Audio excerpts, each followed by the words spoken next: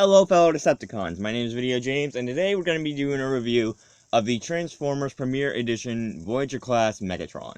So, this figure I picked up a long time ago, and I did say I was going to do a review on, so we're actually getting to that today. Now, this actually is my favorite out of the Movieverse Megatron figures, just because it looks so much better and so much more like Megatron than all the other ones, and honestly, I think they put a lot more detailing into this one than they did with any of the other ones. So looking at the figure right away, we can tell that it is way too big, that looking at the size, it doesn't even all fit on screen, that you kind of have to shift it around just to get like part of it to fit on screen. But looking at it in terms of size, it's actually well over a foot. It's like 13 inches. And then looking at the wingspan, we got about 14 inches, or 15 even, because it's a big figure. And right away, we can see the paint detailing is really nice, that we got this kind of black, silverish paint. I like this kind of teal brushing that they did up here, that you can almost see they have a little bit of teal brushing up near the front, where it's like they have this little, almost faded kind of color here, and that actually looks really nice to me. I do like how the cockpit, you can actually open and close the cockpit, so it's like, you can just pull this up, and you can do that, and you have the cockpit open, and you can flip it down. Now, this part actually does involve a lot of the transformation for the arms, and I don't really like one thing about this area, and that's that if you tap it like that, it can end up actually splitting open. Now, usually, it's a lot more unresistant than this, but there's this little button up here that opens them. Typically, it'll do that a lot of the time when you're not trying to transform it. But I do like doing that when it's in jet mode sometimes, because it's like a front cannon. And it does actually look nice, because he doesn't really have any front cannons anywhere else. I mean, he's got the boosters, but those don't really act as front cannons. Now, another problem I have with the front area is that sometimes it won't go, like these, won't go back together until you pull this all the way out and push it all the way back in. So, sometimes you have to do that in order to get them to click back into place. And it is very annoying, because not only do they not stay as well as they should, but they also don't go back together as well as they should. It's a little bit annoying.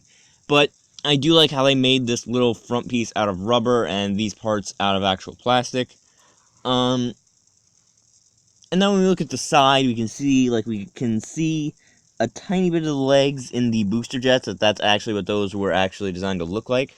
You can see up on top, he's got some silver Cybertronian up on here.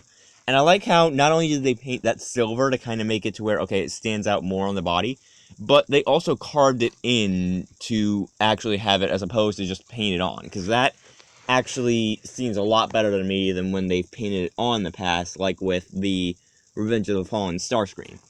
And then we can also see that underneath we got a little jet lander thing, that we got a little landing gear right here. On the back, we don't really have any landing gear, we kind of just have the body of Megatron. I kind of wish that it concealed a little better in transformation.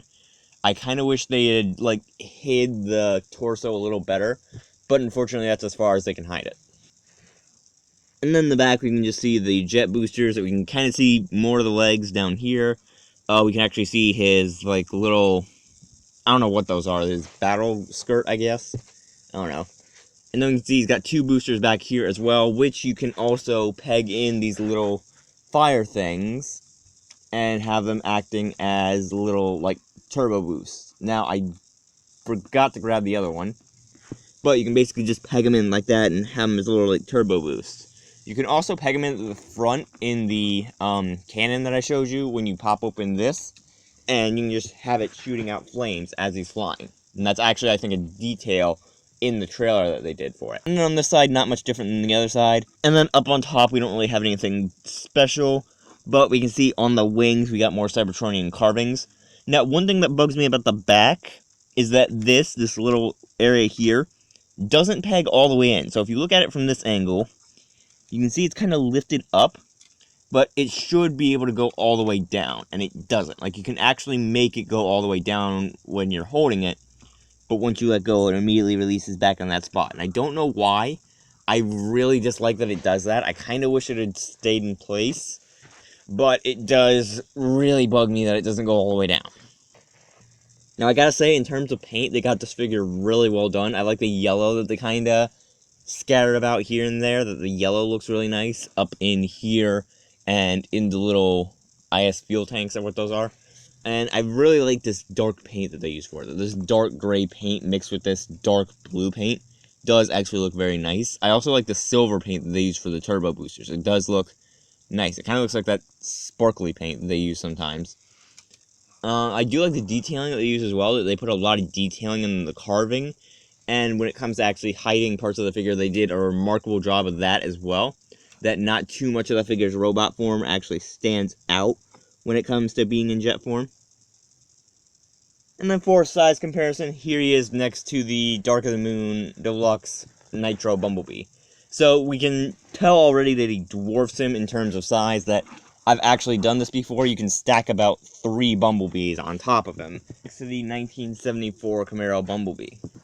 And then last but not least, here he is next to the Transformers Highway Battle Optimus Prime. So you can see he still has a good half of his body on Optimus. That Optimus is only about, I'd say, 2/3 of his size, and Megatron still has got a decent bit of size on Optimus. In terms of height, I'd say Optimus is taller in terms of vehicle mode, that he actually does reach higher with the smokestacks and with the cab, but in terms of length, Megatron still dwarfs him. Now, getting into the transformation of this figure, it actually is a lot more complex getting him into robot mode than it is getting him into vehicle mode than it is getting him into robot mode. So the first thing you want to do when you're getting him into robot mode is you basically want to take this back part back here, and you want to kind of pull it up a little bit and flip it to where it goes forward. So you kind of want to pull it a bit until it loosens, and then push it forward like this. And then what you want to do is you want to take these and flip them up so they're like that, and then this will go all the way down. You can just peg it in. So then you see the wings we got up here like this. So what you do is you take the little triangle piece right here, and you can see it's kind of pegged into the upper wing there. So what you want to do is you want to pull out from that, and then you can kind of just rotate this wing down, and then do the same thing for the other side. You kind of just do that. And then what you do is basically you pull this forward, like that, and then you do the same thing over here, just pull it forward. And then you fold these 2 wings down to where they're like this. And then you basically just fold these in to here. There's a little area up on top where those kind of wings will actually fold into and actually stick into place. And then you can just kind of stick those in there. And then you just rotate these wings back to where they have the 2 edges are in between the turbo boosts. Now, the first time I transformed this figure, these wings actually fit together solidly, but now you can see that there's a little separation, so I don't know why that is. I've tried multiple times to figure it out, but I can't. And then with the legs, now the legs are like the hardest part of this, because you see this little thing back here, this little kind of jagged, almost comb-shaped piece? Yeah, that's what keeps the legs in place. And unfortunately, it does so remarkably well that it basically locks them into place to where it takes an incredulous amount of force to move them.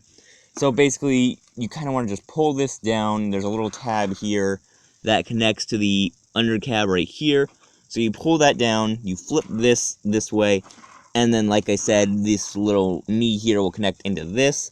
And then you want to just push it in until you hear a click. Now, this one goes in a lot easier than this one. I don't know why, but it seems like that one just doesn't want to go in as easy as this one.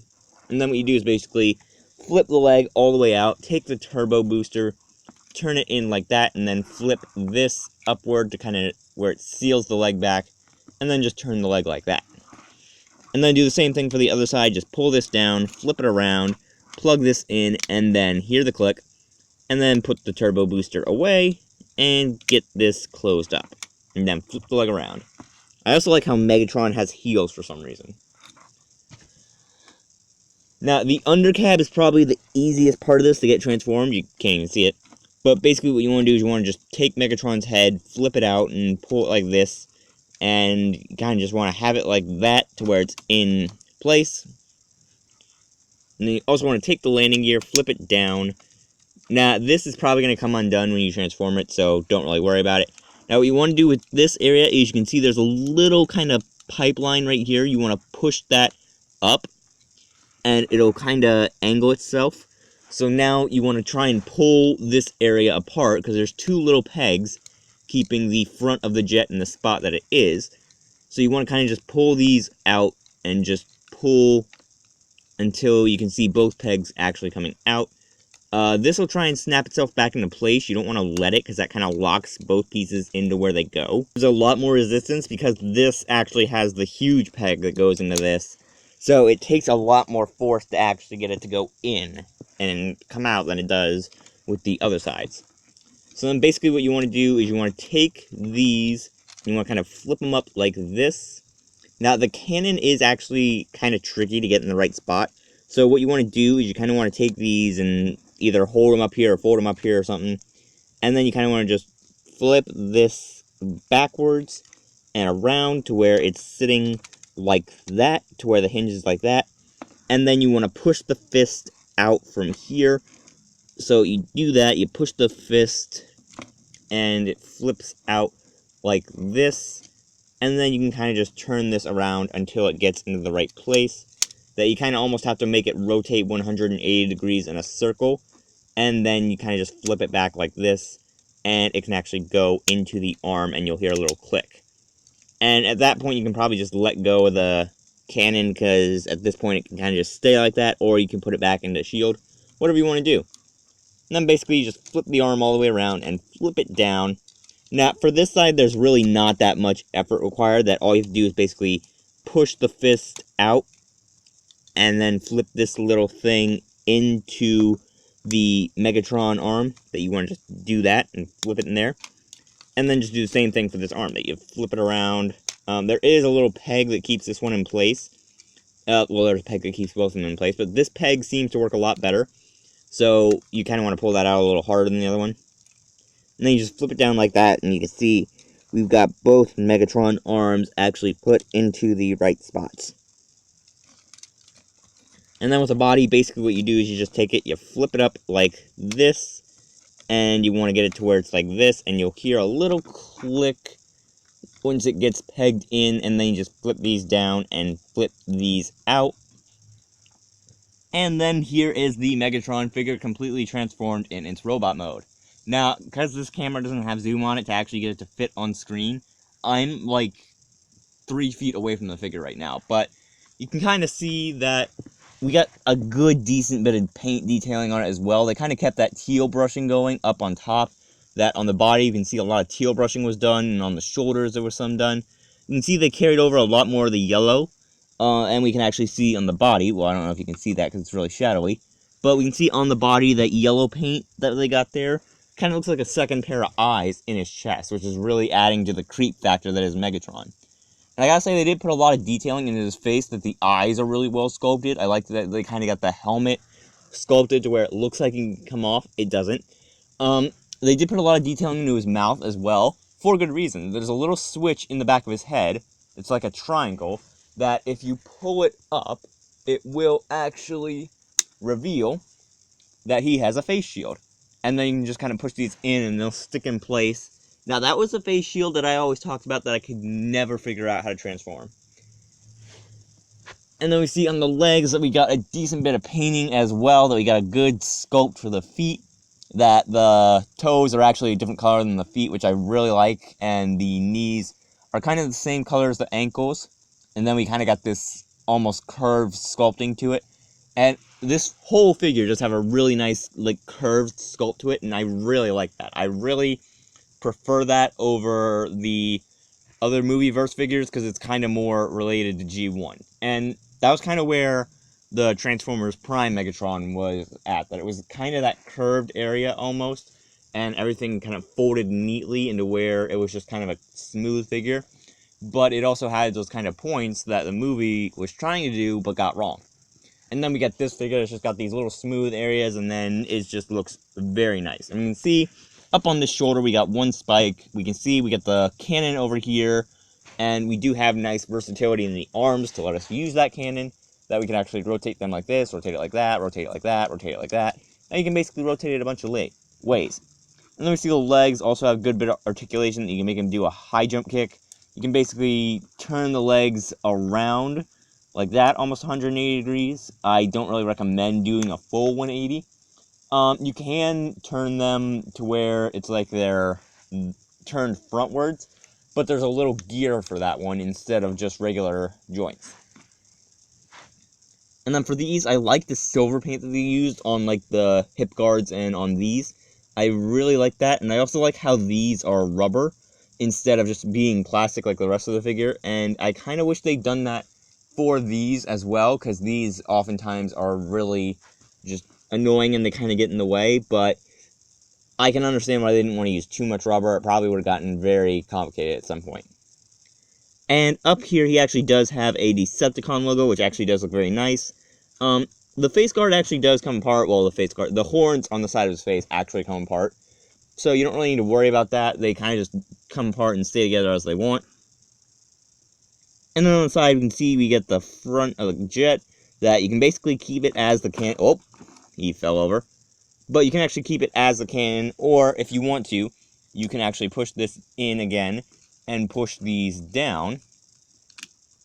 And then you'll actually have a shield for Megatron. And again, with the versatility on this figure, you can actually rotate that a variety of ways. See, he's got the jet wings.